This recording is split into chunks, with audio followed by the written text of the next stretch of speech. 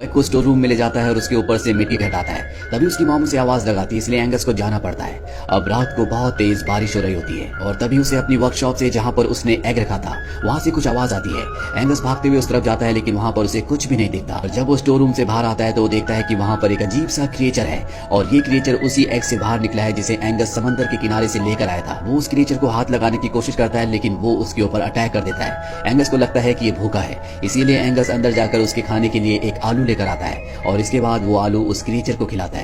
Angus देखता है कि उसे चोट भी लगी है, इसीलिए वो उसके घाव पर बैंडेज लगाता है और तभी एंगस की मॉम उसे बुला लेती है। इसीलिए एंगस को क्रिएचर को यहीं पर छोड़कर जाना पड़ता है। अगली सुबह जब एंगस उठता है तो देखता है कि यहाँ पर बहुत सारी आर्मी आई है।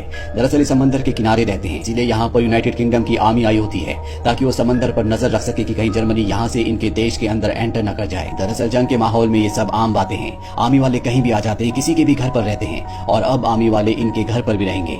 एंगस जब अपनी वर्कशॉप में जाता है तो वो देखता है कि वहाँ पर क्रिएचर ने हर तरफ तबाही मचाई हुई है।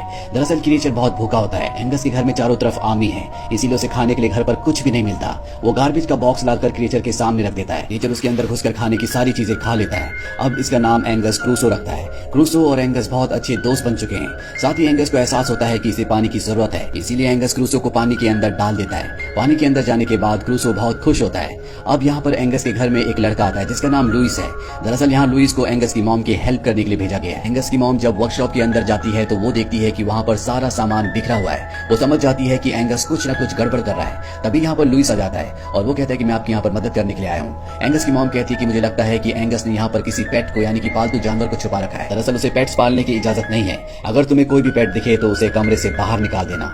इसके बाद एंगस की मॉम चली जाती है और लुइस वहाँ पर सफाई करना शुरू कर देता है। तभी एंगस वहाँ पर आता है और वो देखता है कि वहाँ पर उसका क्रूसो कहीं भी नहीं है। लुइस एंगस को वहाँ से डांट कर भगा देता है क्योंकि वो